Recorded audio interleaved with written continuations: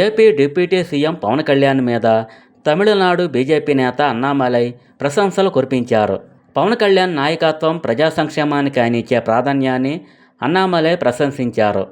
పవన్ కళ్యాణ్ ప్రజాసేవ ప్రయాణంలో మరిన్ని విజయాలు సాధించాలని, ఆయురారోగ్యాలతో కొనసాగాలని తమిళనాడు బీజేపీ నేత అన్నామలై ఆకాంక్షించారు.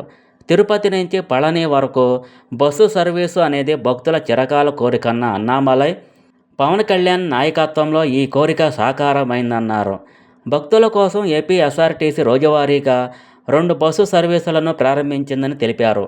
పవన్ కళ్యాణ్ ప్రజలను కేవలం పౌరులుగా మాత్రమే చూడరని, వారిని తన సొంత కుటుంబ సభ్యులుగా భావిస్తారని అన్నామలై కొనియాడారు.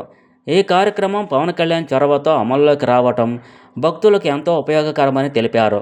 ప్రజలను కేవలం పౌరులుగా కాకుండా కుటుంబ సభ్యులుగా భావిస్తూ వారి సమస్యల పరిష్కారానికి నిజాయితీ, కరుణ, బాధ్యతతో కట్టుబడి పనిచేశారని పవన్ కళ్యాణ్ను అన్నామలై కొనియాడారు.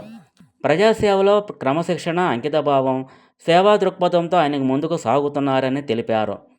పవన్ కళ్యాణ్ పరిపాలన మరియు ఆంధ్రప్రదేశ్ అభివృద్ధిపై రూపొందించిన పవన్ కళ్యాణ్ ట్రాన్స్ఫార్మ్స్ ఏపీ 6వ అధ్యాయాన్ని అన్నామలై ఆవిష్కరించారు.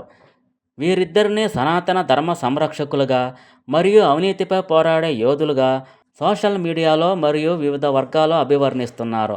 తమిళనాడు బీజేపీ అధ్యక్షుడు కె. అన్నామలై, ఆంధ్రప్రదేశ్ ఉప ముఖ్యమంత్రి పవన్ కళ్యాణ్ మధ్య సన్నిహిత రాజకీయ బంధాలు ఉన్నాయి. వీరిద్దరూ జూన్ 2025లో మదురైలో జరిగిన మురుగన్ భక్తుల సమ్మేళనంలో కలిసి పాల్గొన్నప్పటి నుండి వీరి మధ్య బంధం మరింత బలపడింది.